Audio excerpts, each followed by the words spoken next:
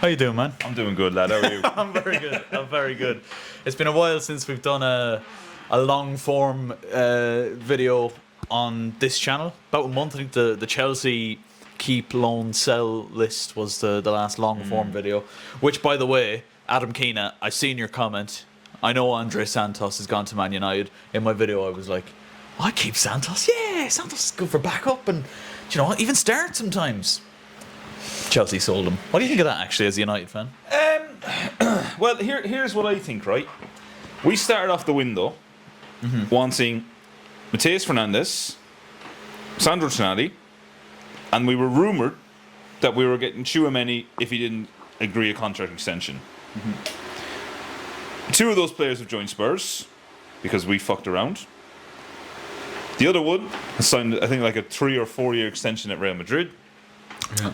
And now we got Santos, a player who, if I'm being honest, I don't know a whole lot about. And I'm after hearing yesterday that the only player that we actually signed apart from Santos, that deal's fallen through now. And Carl Darlow?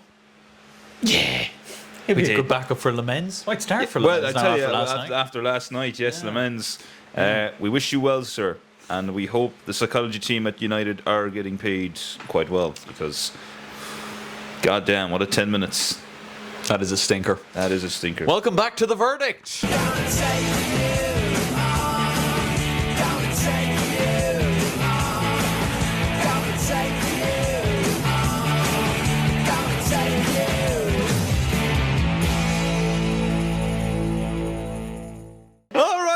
Welcome back to another episode of The Verdict. Darren Kelly here with you once again, and I'm joined on the show once again for the second time, a returning guest on this channel.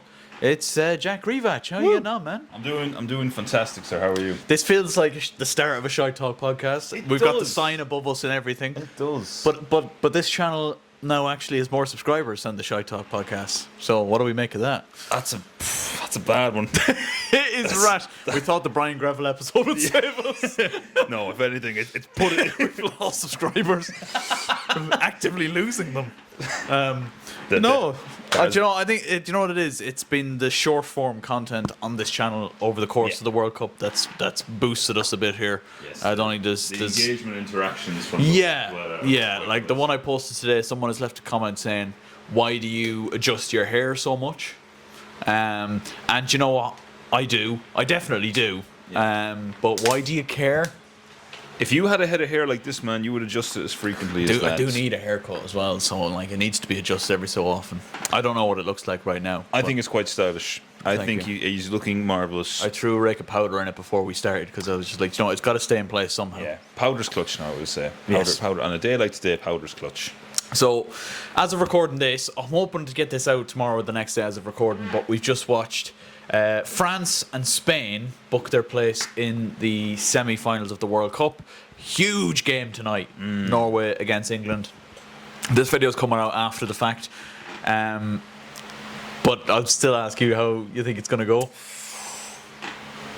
Yeah, so I suppose coming into this one, there's some question marks about England. Obviously, Mark Gahey, there was doubt about him, and I think I read something this morning saying that he's back training. Yes. At least, and I think was it Declan Rice as well. They were slightly worried about, but the headline. They just come off a battle of a game against Mexico, haven't they? So, and that's I suppose the main point you're looking at coming into this one, because on paper, England versus Norway, maybe 5 years ago, you're saying England should win that one fairly comfortably. yeah.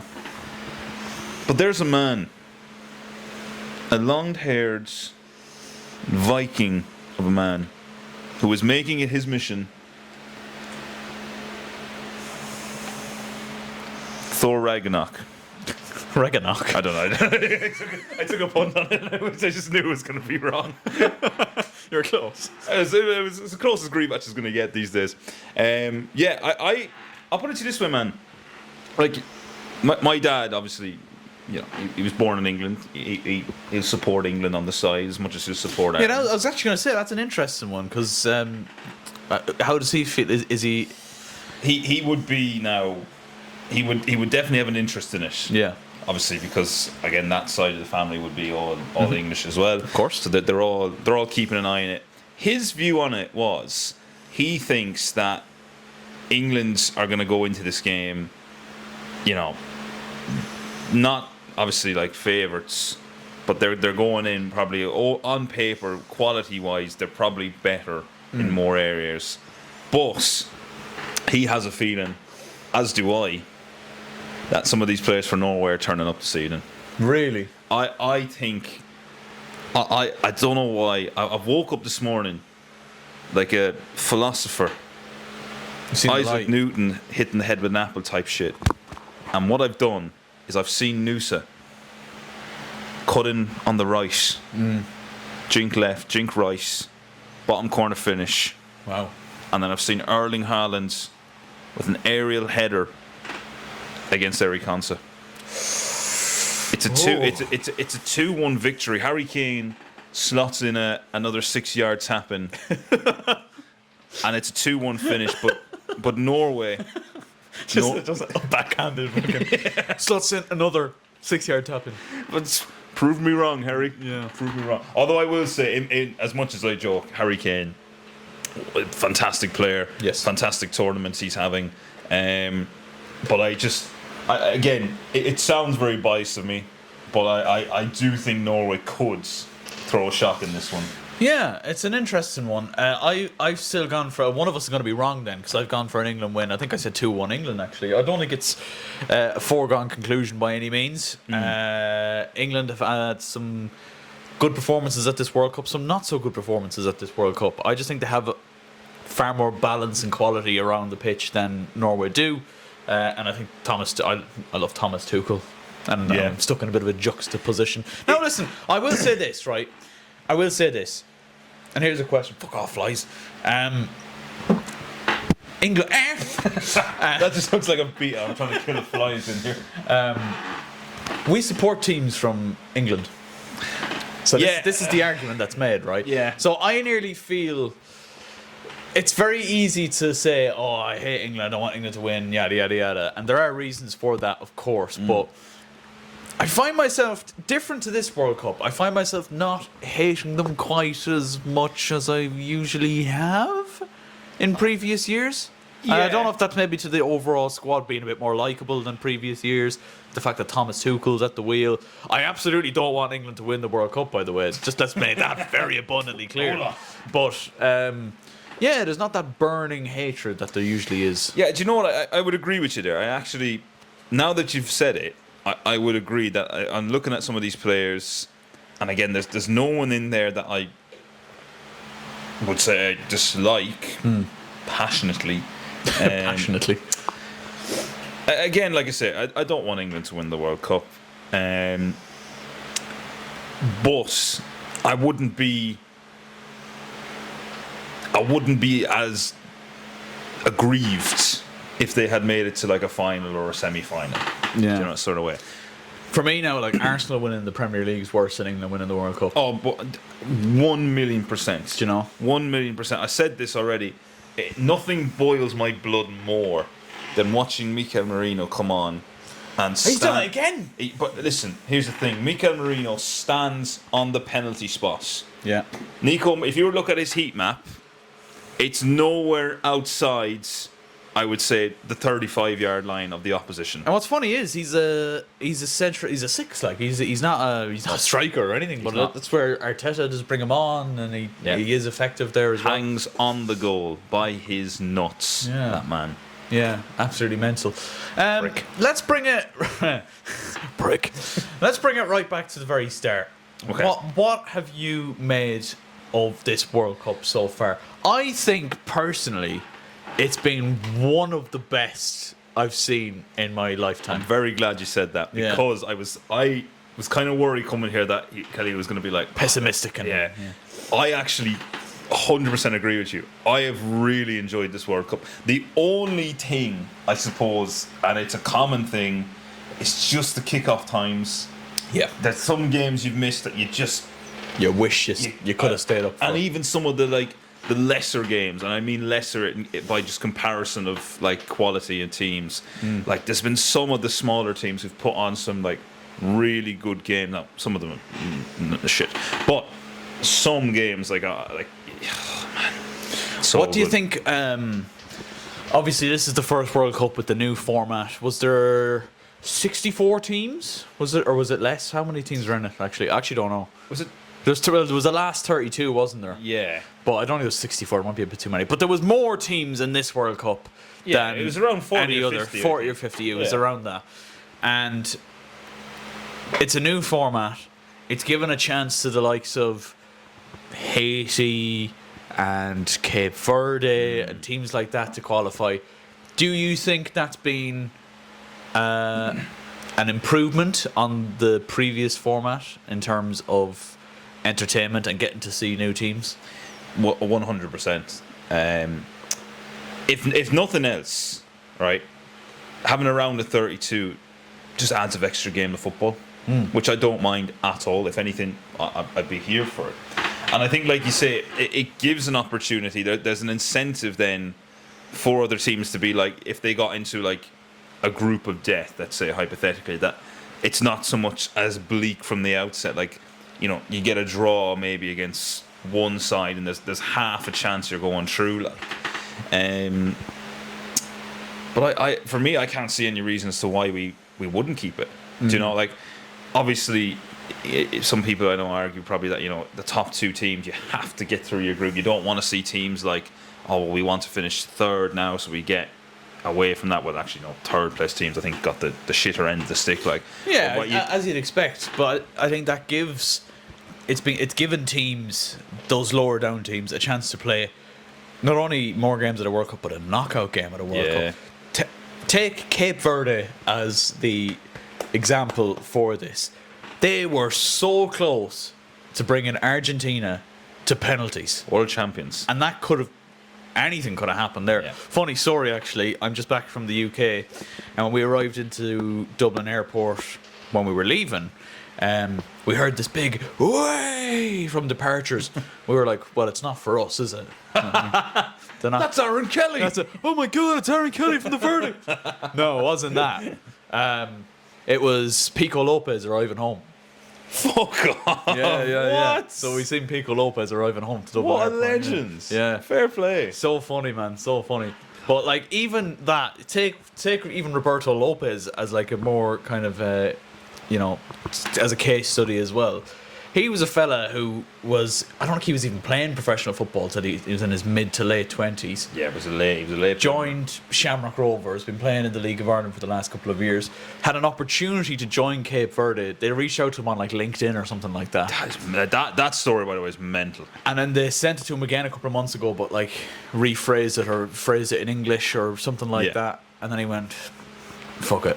Since then, he's played at the AFCON, and he's now played in a knockout World Cup game against Lionel Messi and Argentina. Like, that's crazy. Where do you get the scripts like that? No. Where do you get scripts? How many Irish people can say they've done that, or at least Irish living people?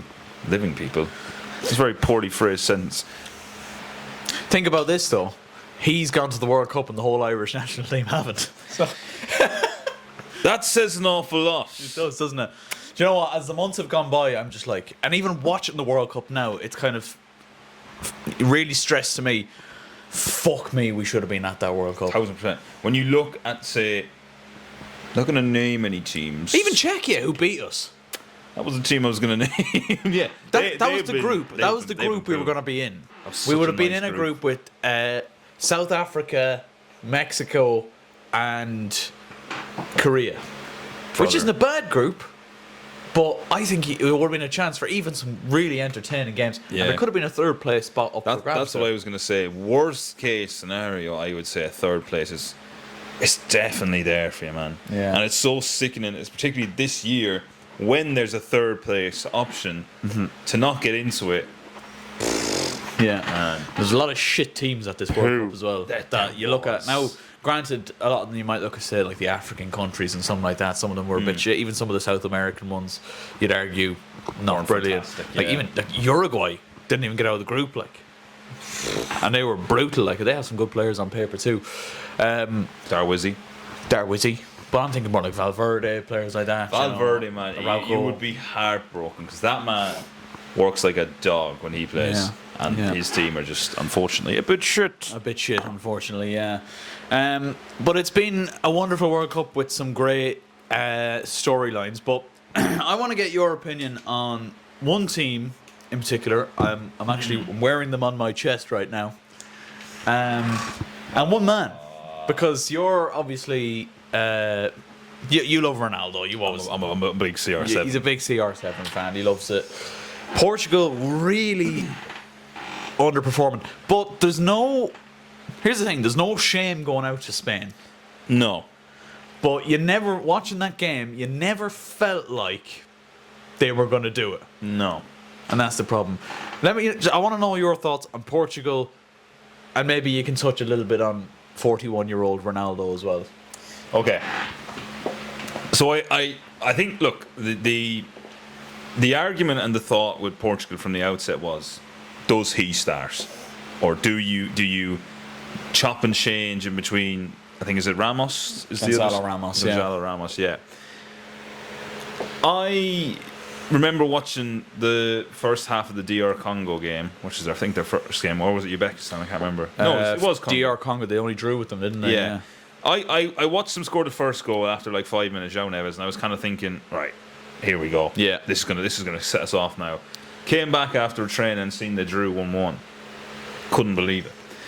I think so. Obviously, like in my opinion, you kind of have to start Ronaldo. I think it takes a very brave manager to not start Sear. And like, if you weren't starting Ronaldo, surely you've had to have like meetings, talks, explaining what his role actually is. Because if you're bringing 41-year-old Cristiano Ronaldo and you're not starting him, Yeah. what's it been all about? Yeah. Now, maybe this is a little bit controversial to say. I think that Portugal didn't really help him massively. I think I watched the Spain game, obviously, and I can't remember too many other ones. But there's times where you're watching like Ronaldo in the box. You know, I think it's, I'm trying to think who at this, like Cubase, and is it Laporte For Spain. Yeah. Kubarsi and Laporte, yeah. Yeah. Like if I'm CR7, I know I'm 41. I'm taking those two on. If a high ball comes in, I'm backing. He's going to win that. But the crossing into him at some points, man, Yeah. is very poor. Now listen, again, when it's 0-0, 70 minutes, the crosses aren't working. Maybe a manager has to kind of go and say, look, we need someone who's actually going to be able to run with the ball, come deep, and then get back in position as well.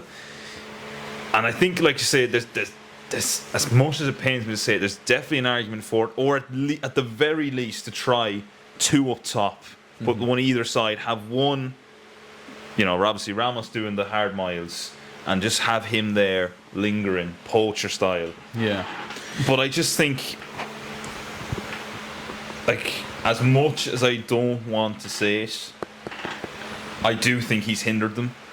Because I think you can't be a football fan and watch that kind of performance week in or throughout the World Cup and say, yeah, he's playing his best. Yeah. It's just the team that are just letting him down. I do think at times the team have let him down, but I do think he has. I think that's fair. There's no reason for that service not to be there. Sorry for the buzzing noise in the background, by the way. We have a fan on because it's about 27 degrees today. It's a cooker. We are cooking. Yeah, I agree with you in the sense that, but like, there's no excuse for them not to have the creative players to create those chances for them. On paper, Portugal, and I'm going to make a claim here, should have the best midfield in world football. Vitinha, João Neves, and Bruno Fernandes should be the best trio in world football, period. Yeah. You have Rafael Leao, who comes off the bench, João Felix, Pedro Neto. They're all a little bit wishy-washy on out wide, especially Pedro Neto. Guy sucks. Hate him. But yeah, you're not going to get an awful lot of service from those guys out wide, but maybe even playing between the lines and between centre-back and full-back from those little slip balls from the likes of Bruno and João Neves, there wasn't enough of them. No. But I don't know if Ronaldo can thrive off that kind of service anymore. Yeah. I do think he's a case of, and you said it, putting the ball in the box. That's where he got his first goal against Uzbekistan, was a cross in, whipped in from the right, and he gets across. And he will finish it. Yeah. He will still finish it. But you have to put it on a plate for him. See, that's the thing, man. You can't have, like, it cannot be, like, a 50-50. Like, it has to be perfectly there. You can't ask him to take anyone on anymore. No. You can't ask him to, like I said, a 1v1. You can't ask him to do a little give and go and have that burst of pace. It has to be on his dome, like, spot on. Yeah. It has to be on the money. And that hasn't been there. I will say as well, like, you mentioned it there, like, that's the best midfield in the world. Or in theory, on paper, it could be. And, like, I'll give you an example from my club. Like, I watch Bruno Fernandes at Man United week in, week out. The passes that man plays for Manchester United's were not the same passes he was playing for He Portugal. just broke the assist record in the Premier League for a single season. Where has he gone? And that's the thing. And again, maybe it comes down to that point that you've made, that, like, he, unfortunately, at the minute, Ronaldo is such a one-dimensional player that you can't try that, like, little... Like, you've seen the clips going around. There's you know, the one where it's fizzed into him and he's literally just let it run by him. He's got that fucking eyes in the back of the head style of football. Yeah. You can't do that with Portugal. You can't do that, Ronaldo. He literally has to be in either the wing and whipping it into the box, or, like you say, you're from deep, lobbing men in the box, and then just, like you say, a little floaty one in. Yeah. And again, if you're a team defending that, I can imagine it's as tough as Ronaldo is to mark. I can imagine it's a very easy setup and very easy system to defend against when you know, right, these lot, other than maybe a cheeky shot from outside the box, are only going to be trying to cross into the box or pull it back.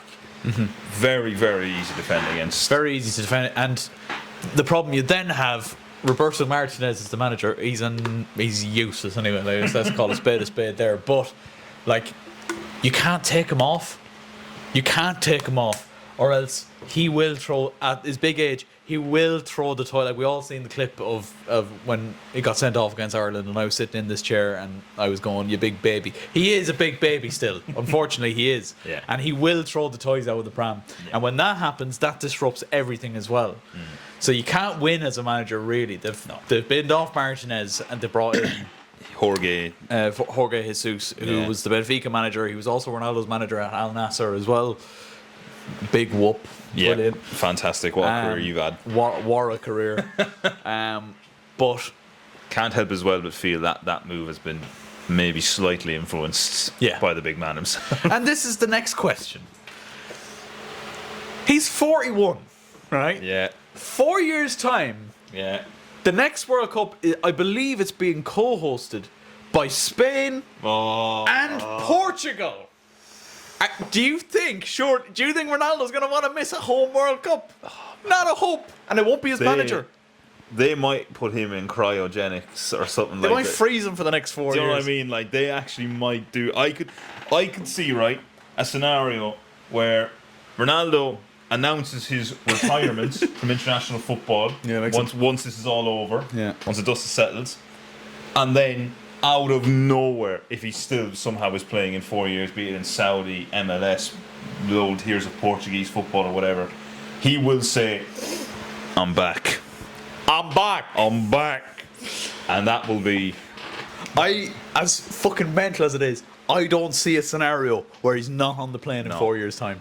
He in some capacity, that man will be wearing a Portugal jersey in 4 years' time. He will.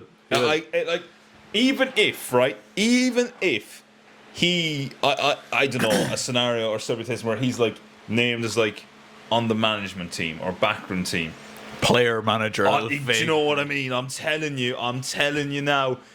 Like Jesus or Jorge Jesus, he could be sacked off in a day, and just Ronaldo could become the player manager type esque. Yeah. Like, and here's the thing, right?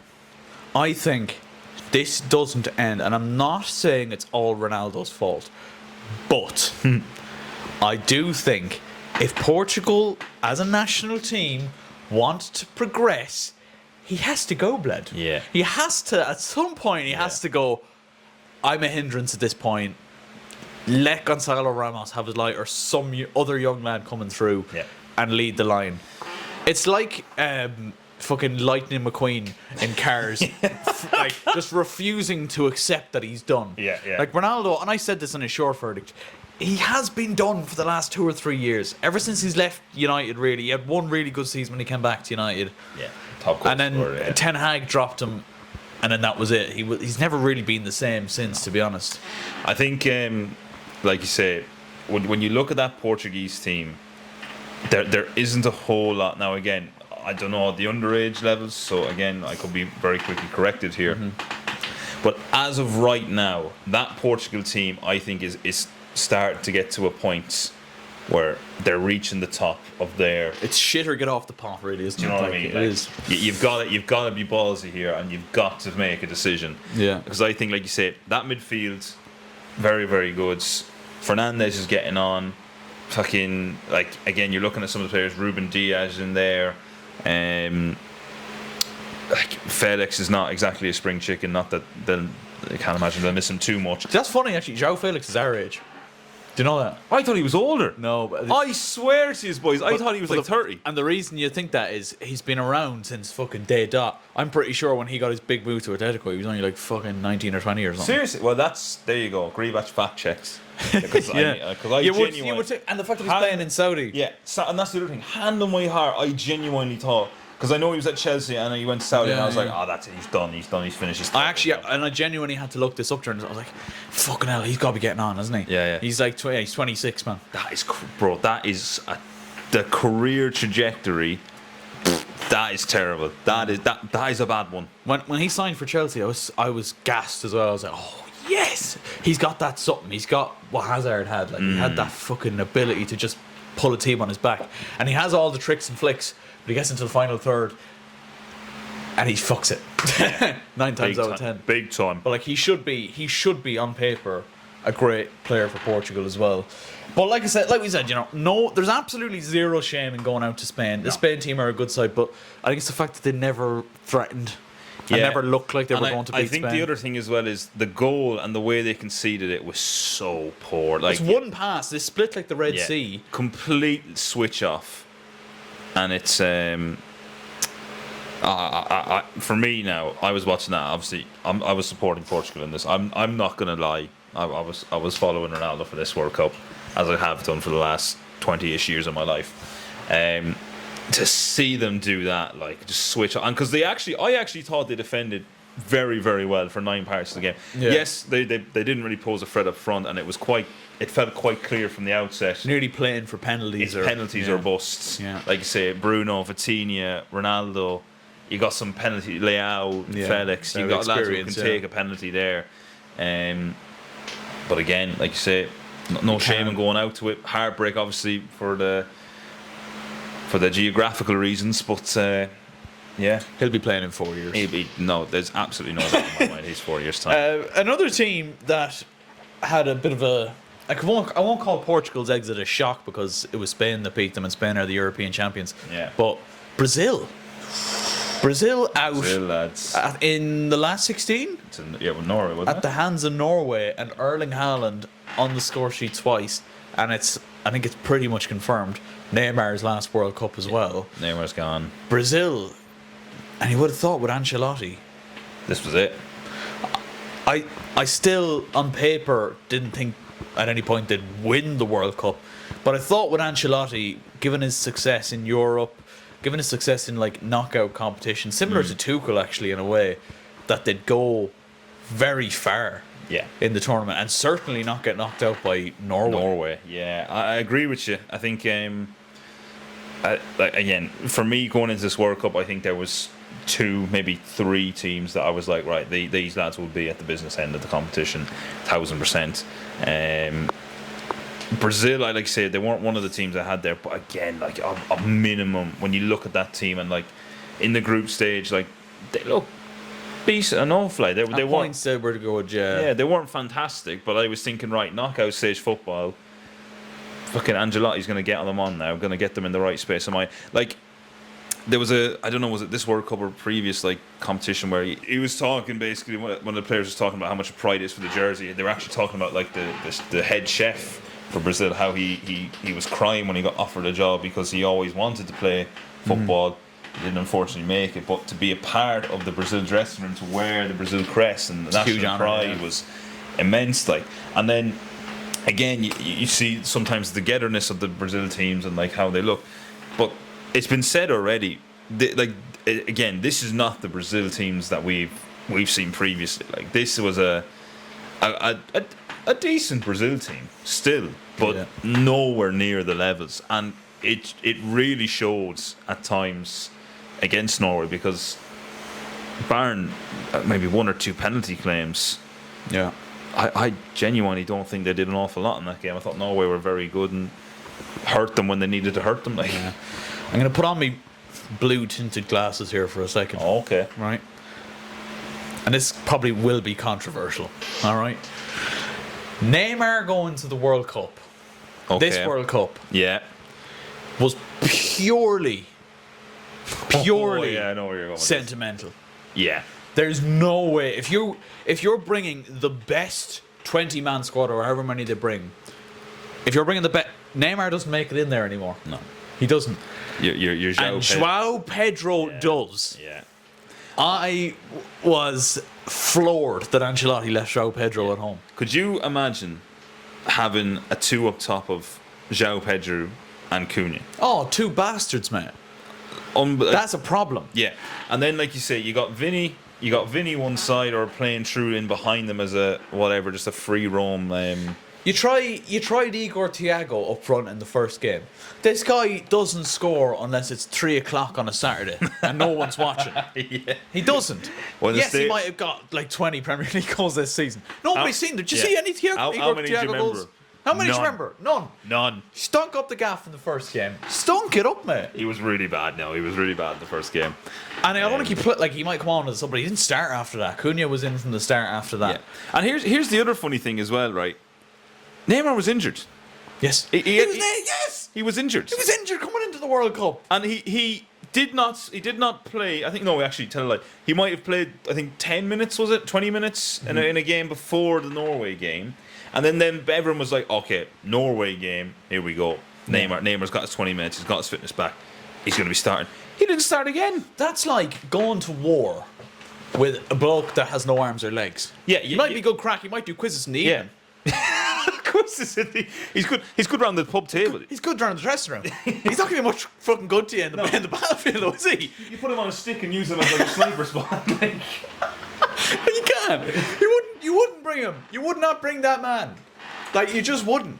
I think the biggest, I don't want to say disrespect, but I think the irony of him coming on and taking the needless penalty or meaningless penalty in the last minute just to stick it to your man in the goals. Yeah, Craig the Bombs Crusaders legend, Orjan Neeland in goal, by the way. What you watch your fucking mouth. We Neymar. kind of fell out in the end, me and Neeland, but it's fine. Yeah, He might have fucked us and not getting to the Champions League. Yeah. It's fine. Don't worry about it. Neeland. Do you remember that clip? Oh, Yeah. it's iconic. It's in your head, remember? Neeland, no. And then just cuts to me, just like fucking. But you know what? Though he had the last laugh against Neymar, though, didn't he? Like did. Neymar just put a meaningless penalty past him, and Neeland just laughed, being like, Yeah. "Yeah, you're going home, mate." Another thing, very random, just side point before we get back to talking about main points. How poor have the penalties been this World Cup, man? Oh my god, yeah. And can I say, I've seen. Have you seen a stutter penalty work this World Cup?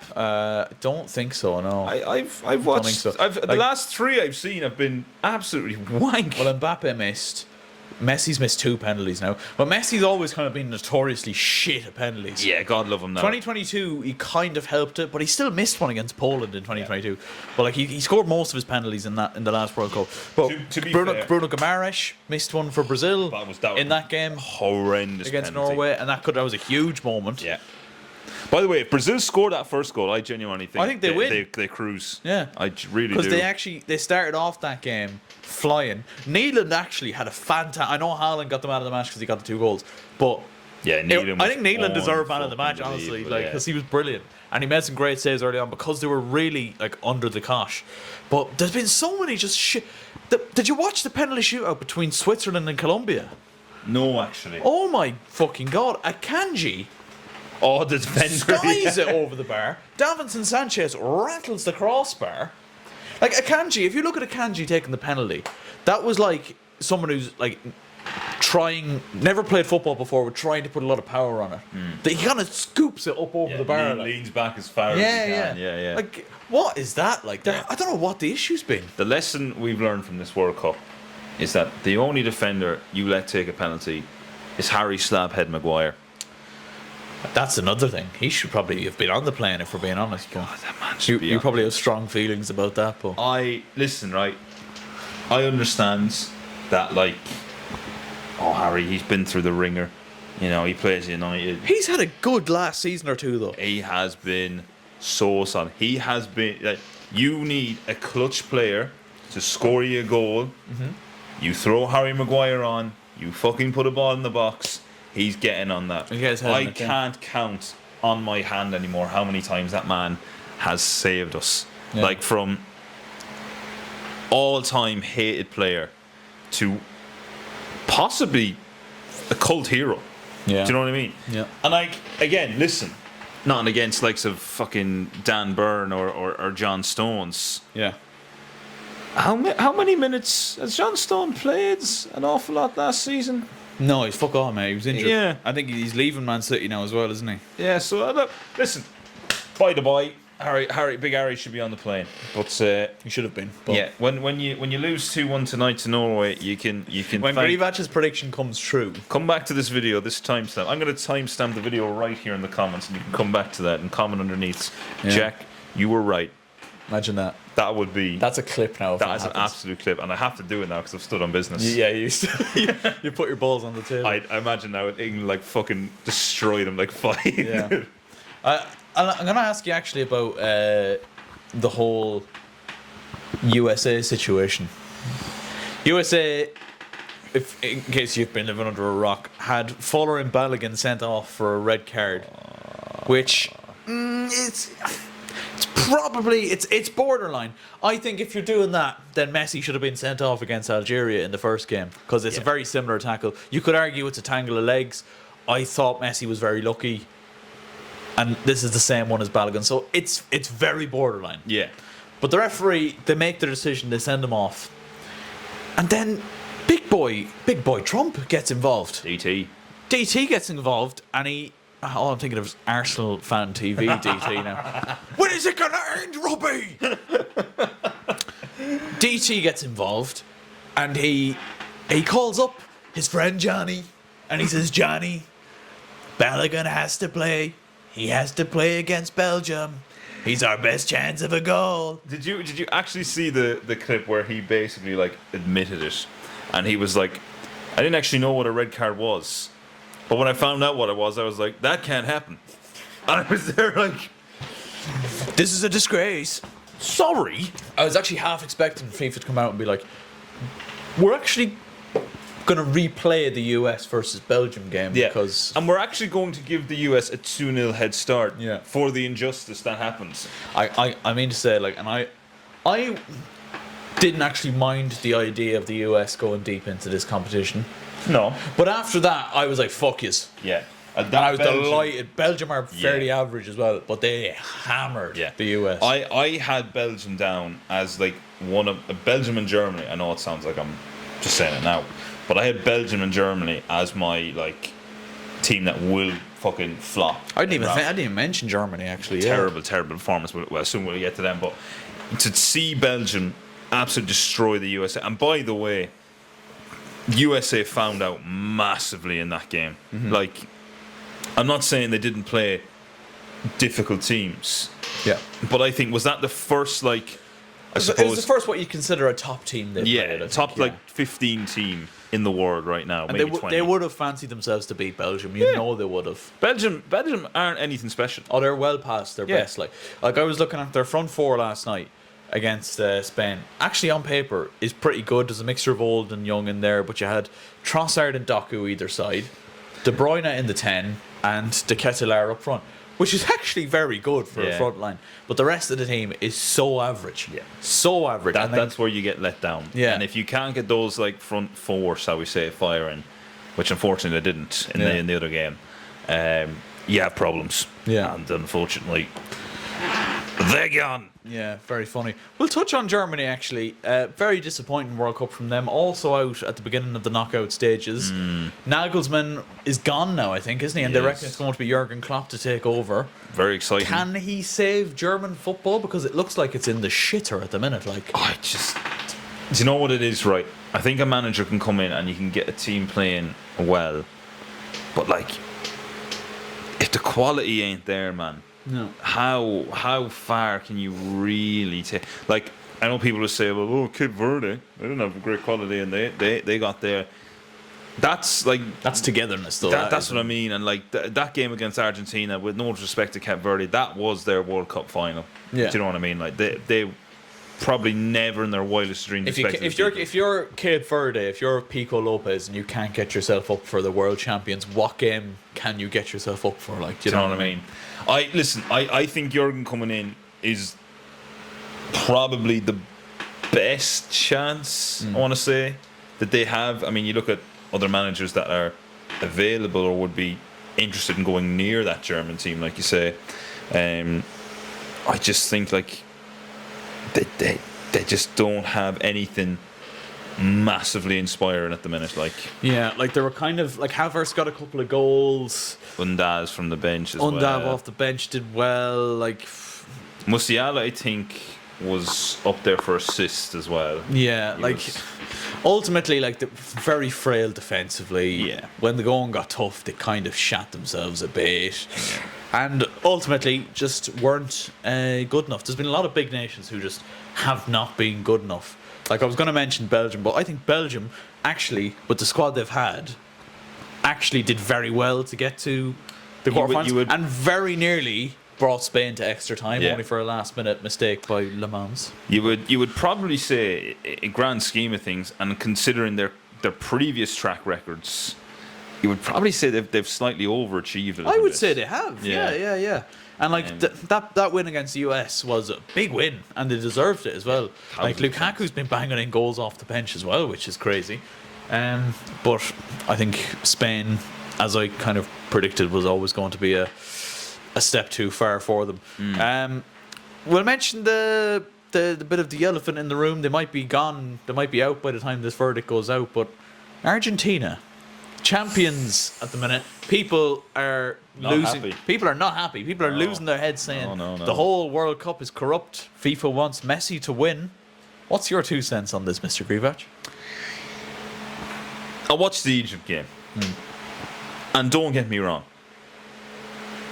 I was a little bit heartbroken for Egypt. Yeah. I thought As you would for 70 minutes, that was probably one of the best performances I've seen against the world champions.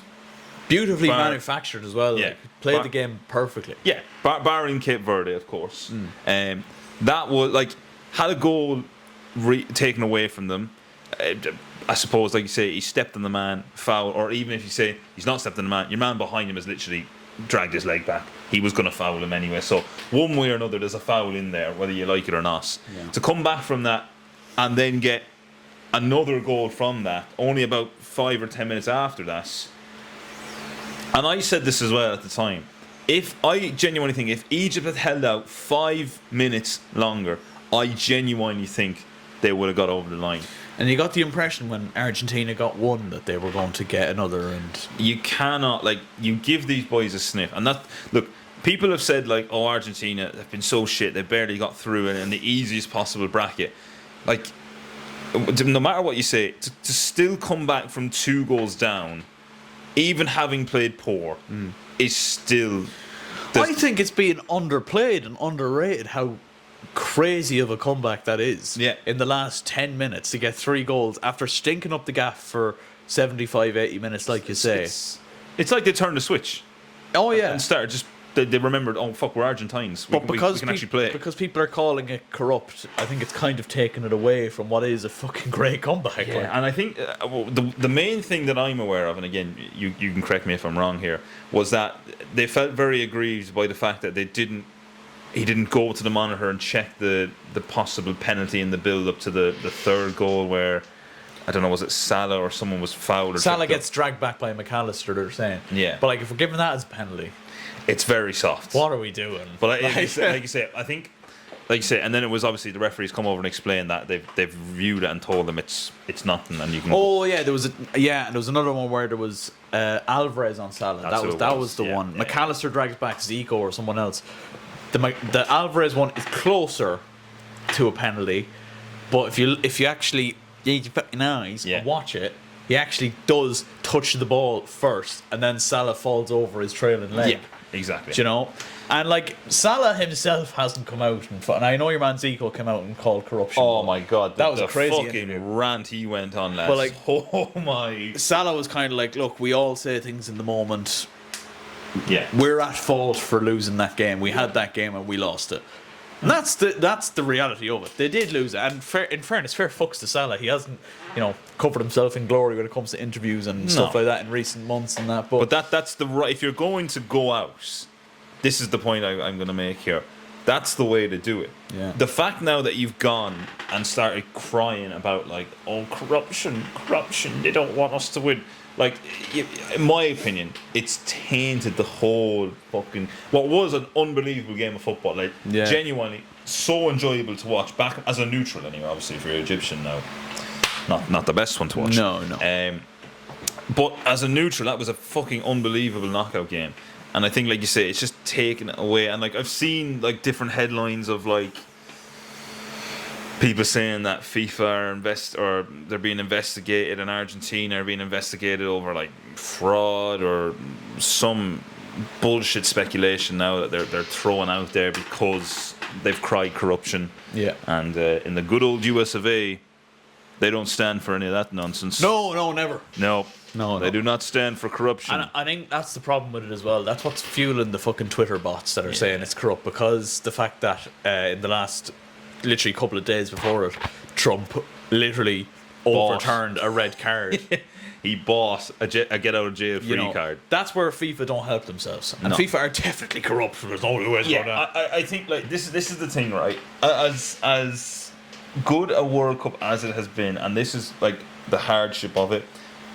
I think it has been tainted by all of this. Yeah. And I think, with no disrespect to anyone involved, I think when we found out that it was even it being played in the US originally, I can honestly say I'm not surprised there was a little bit of corruption Tomfoolery, publicly, yeah.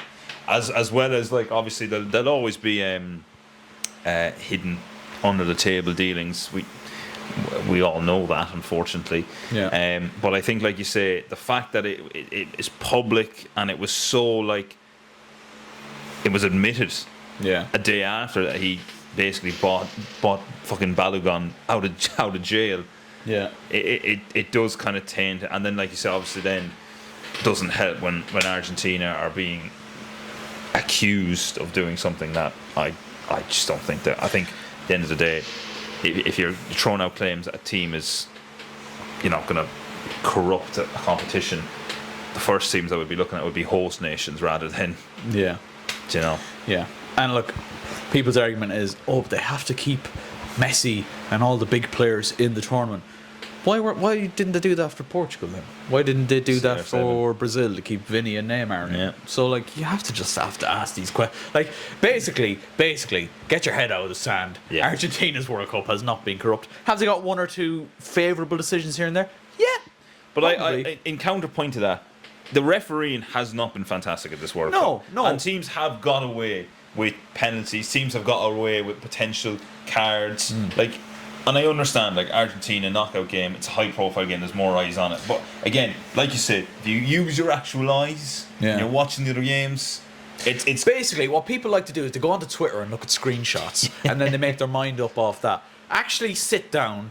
Maybe actually leave your house for once. Yeah. Touch some grass. Go to the pub grass. maybe for friends if you have them, and go watch a game. Watch the game.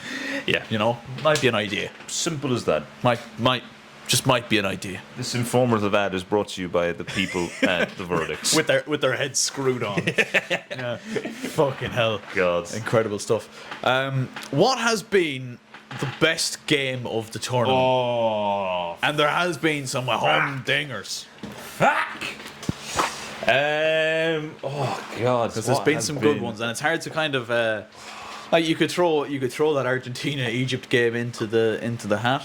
I mean, yeah, I'm throwing that in there. I'm throwing Cape Verde and Argentina in there as well. I think that might be mine. I think just for the quality of the even the equalising goal or the Cape Verde second goal, right. even for that alone. By the way, Can't wait for us to try and recreate that one. yeah, that's going to be fun. Yes. But yeah, even for that goal alone, I think that game is up there. And I'm trying to think back on other games 'cause there has been some really good games. I think England versus Mexico. yeah, that was a good one. Senegal and France. yeah, that was a oh yeah, actually Senegal and France, man, that was a fucking Kylian group stage Mbappe one, scoring. What was it? One from his outside the boot with the left, and then one with the right. Then as Yeah, well. That was we recreated one on the main channel video there. my God, my God, Yeah, my there's God, my God. there's just been some very good games. And hasn't there? again, this goes back to the point as to why I agree this has been such a good World Cup.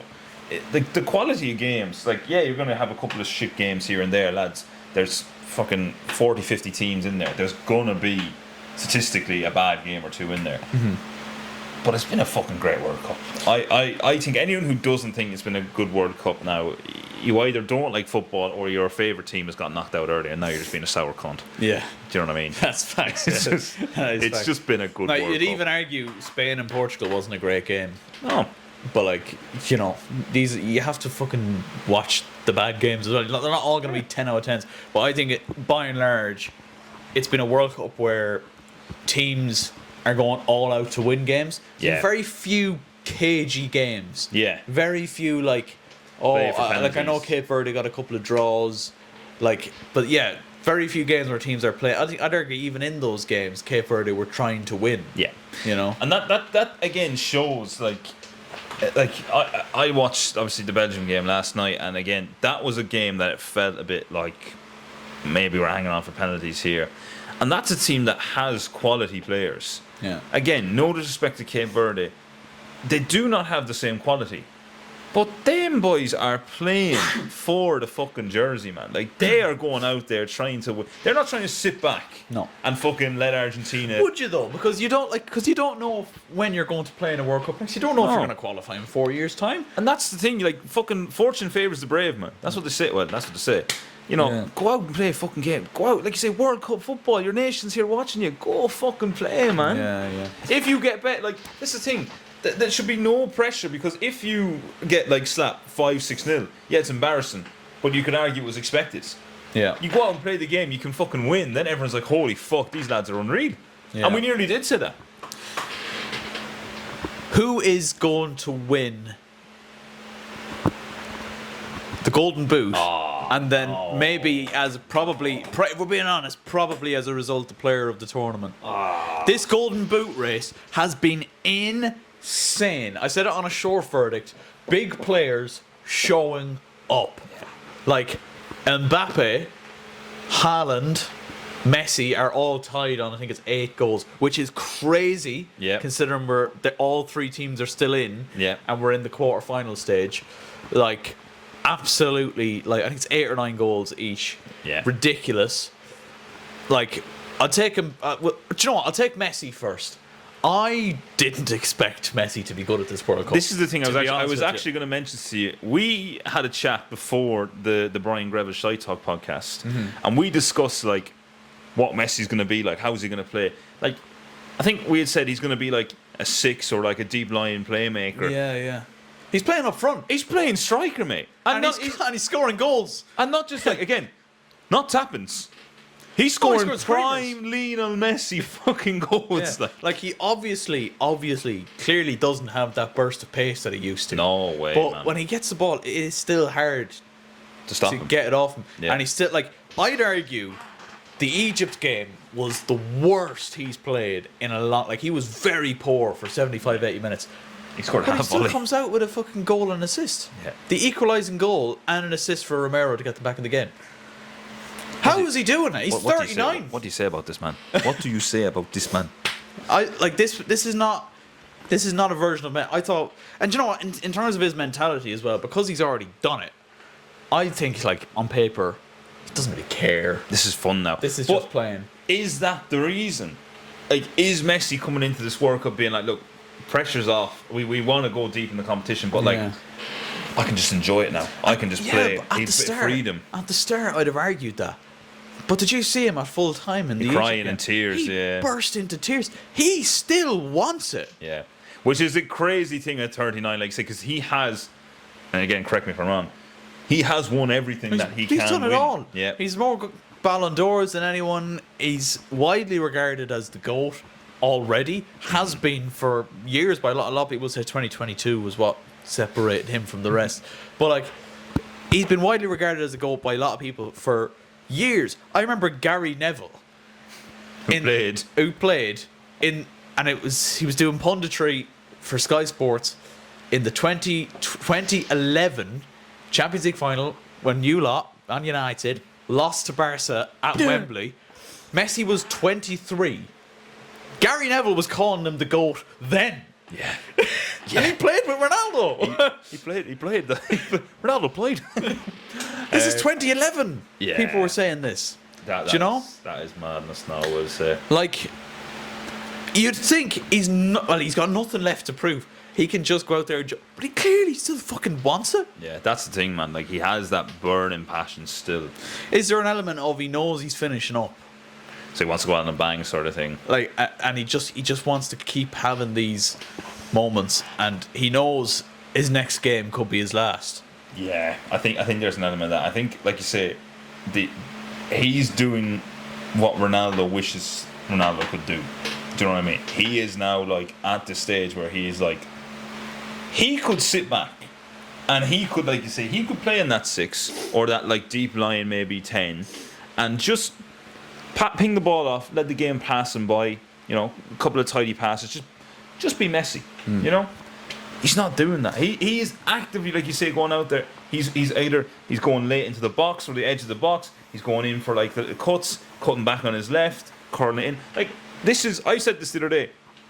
If you were to show, like, again, maybe other than pace and a bit of quick feet, like the goals that Messi's scoring now versus the goals Messi's scoring a couple of years ago, there's not a whole They're lot. pretty identical, yeah. Do you know what I mean? Like when I woke up the next morning after their first game and seeing that they'd beaten Algeria 3-0 and he'd got all 3, I was like, fuck off. Yeah, that was a piss take. I was like, fuck. And then I looked at the goals. First one, we recreated it on the main channel. Yeah. He just smashes it top ins, dribbles it from midfield, and smashes it top ins. I was like, are you taking the piss? The second goal was, I think, a tap in with his right foot. But then the third goal, classic, gets it on the edge of the box, Whip it. whips it into the bottom corner. Whip it. And it's like he's never been anywhere. No. Do you know, like you say, if you've been a Messi fan from like day dot, it's like the eyes just light up again. Like, that's him. That is like the prime Messi. And I think, like you say, when people talk about, and again, we're not going to discuss the GOAT debates, if there is one.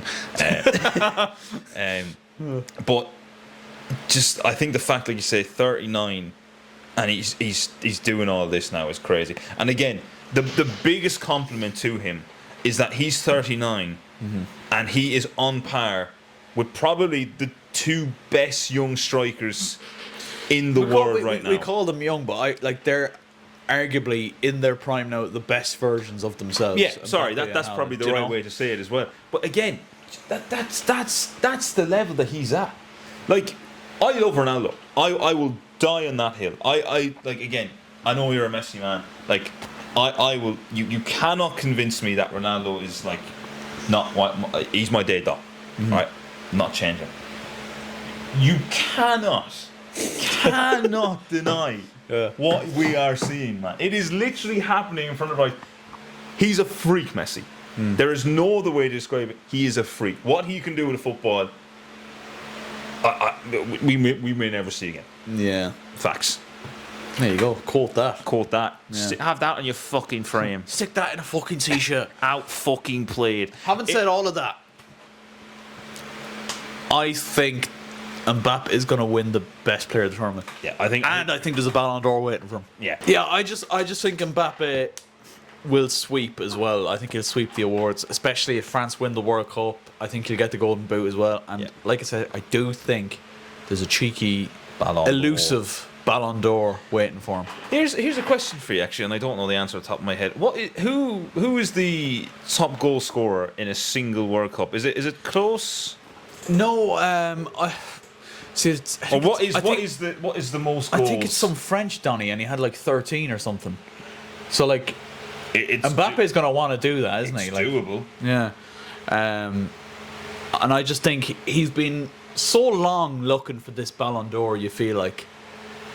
And especially after, like, say, World Cup 2018, when he burst onto the scene and won the World Cup with France and did what he did, scoring in the final, all of that kind of ridiculous stuff that he did when he burst on. Yeah. You're spot on, by the way, 13. I think 13 is it? Yeah. I think it just feels like this is Mbappe's moment. Yeah, 1000%. And again, as much as Messi has been good, and I think Haaland has been very good as well, like, for me personally, and I assume this question will be coming up, I just think, given what I believe will happen, I think Kylian Mbappe wins it all. And as you rightly mentioned, it's Ballon d'Or season for Kylian. And leading on from actually something you just said there, is it safe to assume then that you're predicting a French win? Yeah. I think they look inevitable, don't they?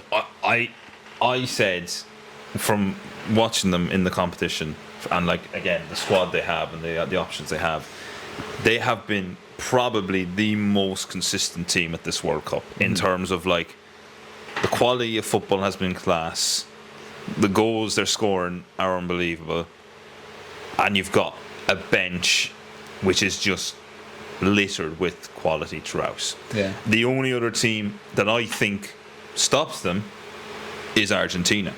Really? I think they're on completely. Like, I know you can say Argentina have still produced big moments at this World Cup, and they have. But I think, and they could actually. I think they could get knocked out by Switzerland tonight. Really? I do. I think you can't play as. I think against Cape Verde and Egypt, I think they played very poorly, and I think. Not that Switzerland are brilliant, and I said this in my short video, this might age horribly because this is definitely going to come out after that game. But I think if they play in the same vein as they did, Switzerland will beat them, maybe on penalties. Okay. But I just think at some point, your luck's got to run out. Now, I know you make your own luck and you'd argue against Egypt. They dragged themselves back into it. Yeah. Messi at the spearhead of that. I agree with you in the sense that I think Argentina, they have to up it a gear. Like, I think Argentina, if they really want to be taken seriously now, they have to put up a good score against Switzerland. They have to put up a good performance. Good performance, yeah. Well, you need to kind of convince me again that you still have the minerals to go toe to toe with France. I just think defensively, Argentina, Lisandro Martinez, again a United man, I'll back him to the end of time.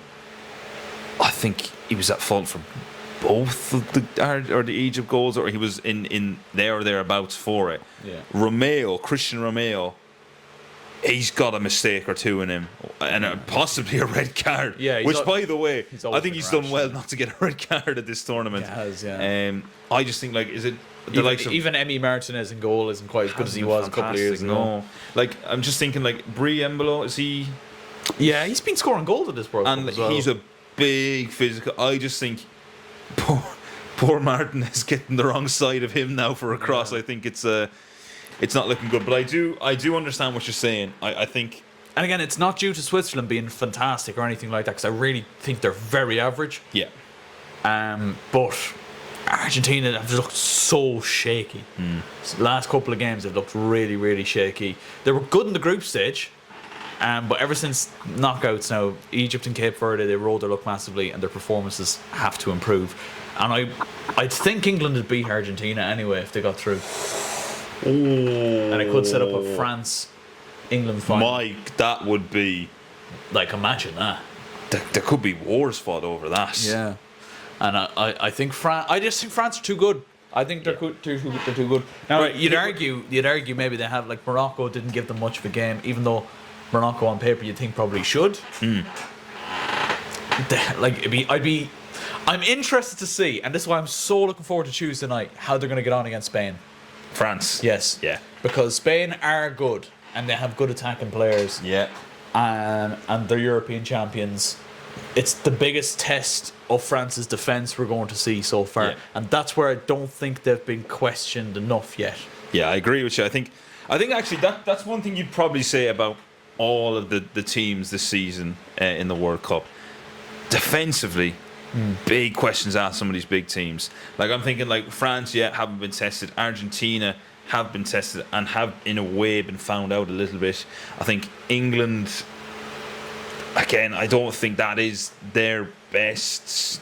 I think, like you say, Reece James being a loss as well, which, by the way, at this point, you've surely got to buy a new leg. You surely have to. You've got to think about it, man. Yep. Seriously consider it. And then again, injuries for England as well. Like I'm just looking at it being like, is that really the best squad possible that they can get from a defensive sense? Over the other side then, like Norway as well, like, or not the other side, same side, Norway again. I wouldn't say they're littered with standout defenders there. No. And then again, you know, Spain, Kubasi and Laporte, like, I wouldn't put massive money on them being like able to stop. I don't think it's going to be one-sided. I think it's just going to be all-out attack from both sides on Which Tuesday. I hope like a 3-3, 4-4 game would be phenomenal.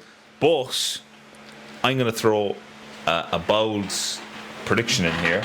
Oh. I think if Spain don't score in the first 20 minutes against France, France will walk it. You're going to batter them. Maybe not a battering as much as a 3 or 4-0, but I think like I watched them against Belgium last night, Spain, and yeah, they had chances, but it just felt like there was something missing. Yeah, like I seen Yamal, right, and listen, Yamal, a fantastic player. He's going to have many World Cups, and he is going to be their main man. But is he 19? I think he's turning 19 next week. 19 years of age, and it just feels like a lot of it had to go through him. And he's not been very sharp at this World Cup. No. Similar to Neymar, and actually, he came into it injured. So this is it. Like, and again, I'm not saying Spain are a one-man team. I'm not saying that at all. But like, watching it, and I've seen it a couple of times in the other games. It's like, try go down this way. Right, it's blocked off. Let's get it back to Lamin's side. And hope Lamine can either whip in a decent ball or knock it onto his outside boot and try and curl in. Which, by the way, is that all he can do? Yeah. Is that his shot? Like, because that's the shot I see him trying multiple times. But yeah, I like you say, great game lined up Tuesday. Can't wait. In answer to your question, yeah, I think France win the World Cup. I think you just look like there's. I often say there's only so much you can get with a forward line that's just like stacked. Yeah. But when that forward line is Mbappe, who's probably going to win the Ballon d'Or, Dembele, who is already the Ballon d'Or holder, you've got Doué, Olise, fucking Barcola coming off the bench, and even if you think of some of the fellas that were left at home, like there's so much quality. Like you'd argue maybe at the back on paper you'd say yes, Saliba and Upamecano should be solid. I don't rate Upamecano at all. No, I don't particularly rate Jules Koundé either. I don't. Listen, Upamecano, big physical bastards. Yeah. Terrible outside every other attribute other than physicality. Yeah, on the ball he sucks, man. Like the clearance he had there, where he went to just all he needs to do, like you say, place it up. I reckon that's the type of clearance I do. Slice the ball completely and almost goes it back into his own fucking net. Yeah, like you're telling me that's what? Yeah. Yeah. Here's a question for you now. Again, I suppose we've kind of half answered these questions already, but here's your shorts clip for you now. Okay. Who is your underperforming team of the World Cup? Oh, Grivac. Yeah. You've left a Yeah, filthy dog. You've left a log in me toilet. So You've blocked the system, Jack. You've blocked the jacks. You filthy cunt. That's Kelly's way of saying it, Scotland. Do you know what? Scotland isn't a bad shout. I listen. I didn't expect anything major from Scotland, but I did think they would get a I third think place. if there's ever, and they did finish third, yeah, but it wasn't enough to qualify them for the next round. I think, like, if there's ever a point and ever a World Cup with the new format and the way it's done, yeah, that Scotland were to do well, or at least get to the knockout stages, this was it. yeah. Now, I know you had Morocco and Brazil in your group. Fine, fair enough. But Brazil, that Brazil game, they lost 3-0, whatever it was. But they were all mistakes. All three goals. And it could have been another one that was ruled out for a foul by Vinny on, like, fucking Grant Hanley or whoever it was. Yeah. All their own fault. Yep. Not Brazil outclassing them. All their own fault. Yeah. So you could actually make a very solid case for Scotland. You could also make a solid case for Croatia. Oh, I didn't even think of that, actually. You could make a very solid case That's for very Croatia. true. Yeah. Jesus, yeah, no, that's... My original one was Germany. Yeah. Because I just thought the quality, and I just thought, like you say, the fucking way they've gone is just poor. But now that you've said that... Yeah. Like, Listen, I'll give, like, look, okay, my answer is Brazil. Yeah. My answer is Brazil, Yeah. but you could make a very strong case for Scotland. But I think you can make a stronger case for Croatia. Yeah. I know they're an aging squad. That was going to be what I was actually going to say. I suppose the only reason you give them a bit of grace is they just ain't got the legs No. and the quality outside those players that are aging Like, on. let's be honest, pre this era of Croatian players, I feel like we've done very well here. I feel like we've covered nearly every fucking team. But anyway, with Croatia, before this current crop of players, this golden generation, they weren't much. No. They weren't much. I think because they've done well in the last couple of major competitions, i.e. making it to the final in 2018, was it semi-finals last time as Yeah. well? Like, or They've been- quarterfinals. they've been quite They've good. They've been in and around it, both in Yeah. Euros and in World Cups, right? To go out the way they did, bit of a whimper. Did they not make it out of the group? I don't think they did. I don't think they made it out of the group. I don't think So, they did. you know, given that, and even like they made it no further than the round of 32 anyway, Yeah. at the very least. We know that much. I think you could make a very decent point for Croatia. But I'm going to give you Brazil simply because it's Brazil. They should be doing better. And I know you'd argue they're far from the Brazil of old. They're far from the days of Neymar in his prime and Ronaldinho and Yeah. Cafu and all of these boys. We've been hearing this for yonks. But you can't keep using that as an excuse either. can't. No, you can't. You not take the piss here. It's not the same quality. You still have very good quality players. you had the tools to go further than you did. Yeah, a quarter final or semi final minimum, I think, would have been. Yeah, like Vinny is firing on all cylinders.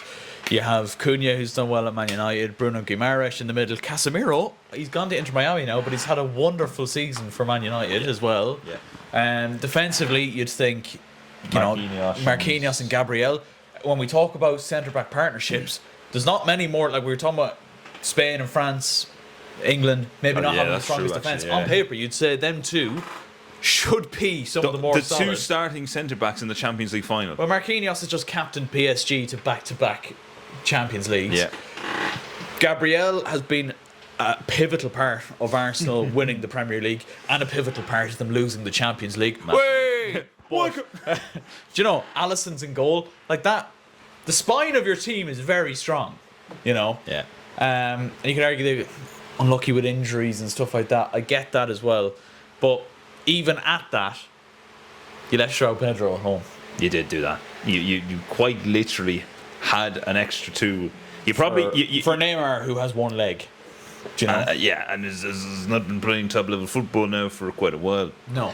So, listen, I'd say Brazil, and I'd say they shot themselves in the foot from day dot. Yeah, I agree. Like my two were Germany or Brazil. Yeah. I would have said Germany purely because I just thought they would do a lot better. Not really, I suppose, on paper and balance of things. But yeah, Brazil 1000% should have at minimum got a quarter final out of it. Yeah. Another one leading on from that, then very quickly, who has been your worst player of the tournament now? That's just there's a bit of fun here now. Worst player. Who's the bloke that got sent off for South Africa? Oh shit! He's not called shithole. That's my answer is shithole. Shithole, or yeah. had a He stinker. had a redemption arc though. He did, to He be scored fair a goal to him, and then he yeah. just unfortunately. But I think we probably have to go from like someone who maybe you expected more from, but Yeah. has had a stinker. I suppose Because I can't even use Cristiano either, because I didn't expect an awful lot from Cristiano in this World Cup. You know. Am I going to say that? I don't think I can say that. Oh, he has one, and he wants to speak his mind. I do want to speak my mind on it, but I don't know. Because you'd argue like a lot of the big boys. Well, we Have mentioned them. turned Have up. actually turned up and Yeah. delivered. In fairness, like I don't know. That's a really tough question. It is a tough question, and now that I've said it, I'm actually stumped a bit myself.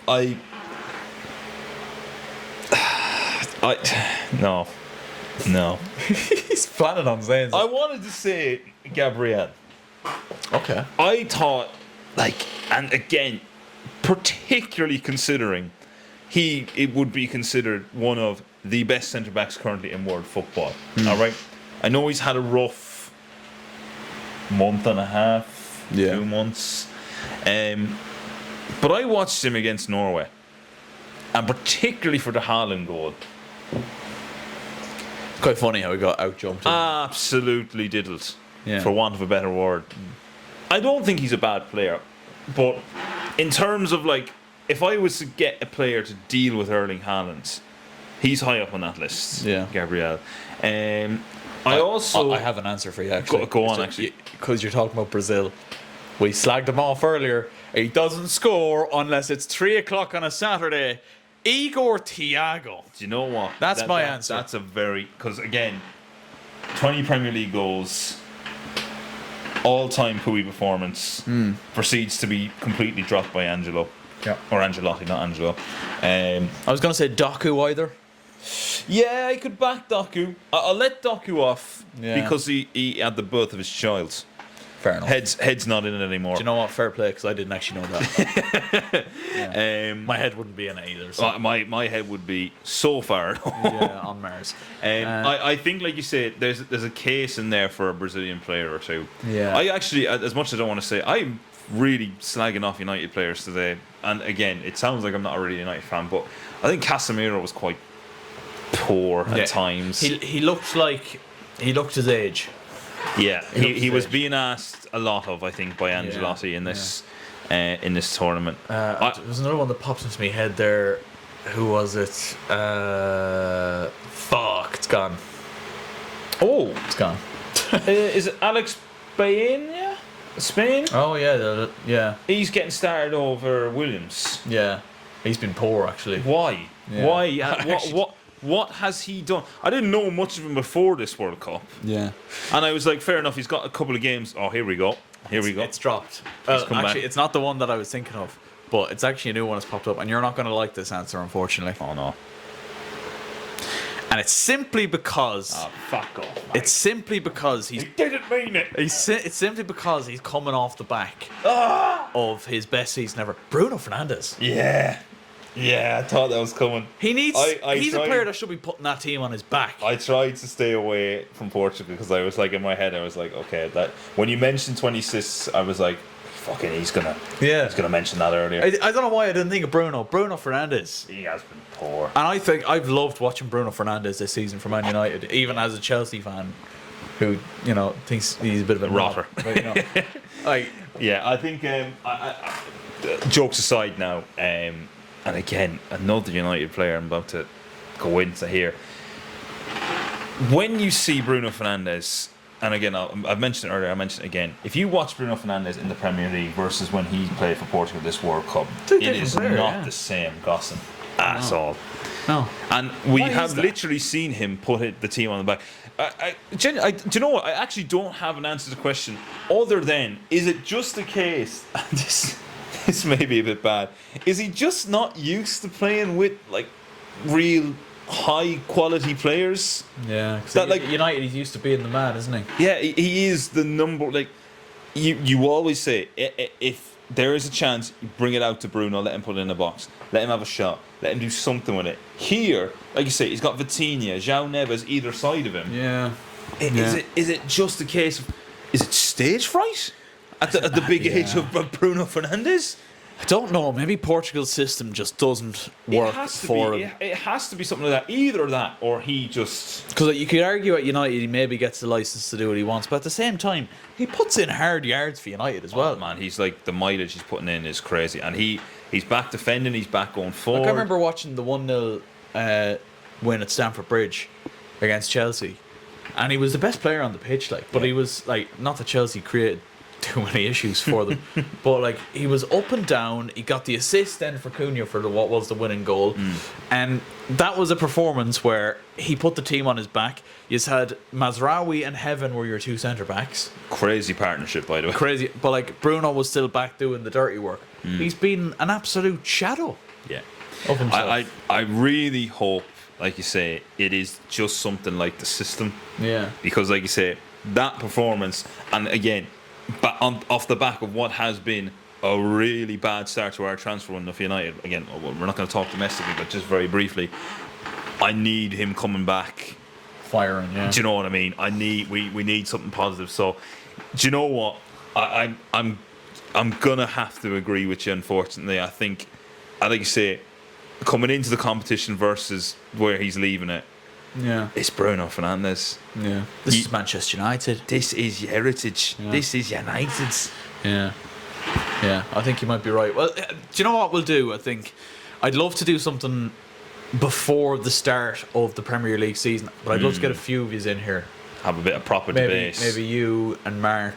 I'd love to get a Liverpool fan. Hope Danny probably would never do it, but you know, a Liverpool fan or a City fan or something. You know, I'd love to get a few Arsenal fan, maybe like just a few in here to have a bit of a debate pre-season, and do another podcast like this, because I think these long form ones are good, but it'd be nice to get a bit of a debate going. 1,000%, like you say. I'd love as well. I know we've about just over a week to try and figure it out. I would like to do similar to what we did in 2022 and do a little World Cup final live stream potentially. Gosh. But I'll need to work out the logistics of that. I'll come back to you on that. The logistics. But yeah, I think that's where we'll wrap it up. I think we've covered basically everything we set out to cover. I will say, mate, it is 5-2 now. You arrived here at like 12, didn't you? We probably were out here maybe by like 20 past 12:30. Yeah. That's almost an hour and a half of World Cup content. You cannot say, ladies and gentlemen, that the verdict does not cover every aspect of your footballing desire. There you go. And your sexual ones. Yeah, you bet me to the punch. And your sexual ones. Yeah. If you ever want to hear more topics like this, why not subscribe? Why not take your finger, take it off your cock for a minute, just... I thought you were going to plug another channel. I thought you were going to go... And if you like this, check out the Shy Talk podcast, because this channel has just Shy Talk podcast has been a thing since for the last like 7 years, right? And this channel just hit its 1 year anniversary, right? And it's just overtaken the Shy Talk. So help a friend, help the Shy Talk podcast, and subscribe using the link in the description. Help a cracker out. Do it. If you'd like hearing us talk about non-footballing things, that's the place to go. Here's my final thought. The only channel that features Jack Greavach as a co-host is now the one that's flopping. And on that bombshell, we'll let you go. We will let you go. Thank you all for watching. If you made it to this point in the podcast, thank you very much. Stay safe. Stay sane. And of course, keep those trousers on. You sexy bastards. Like and subscribe. See you next time. He's ruined it! My ass!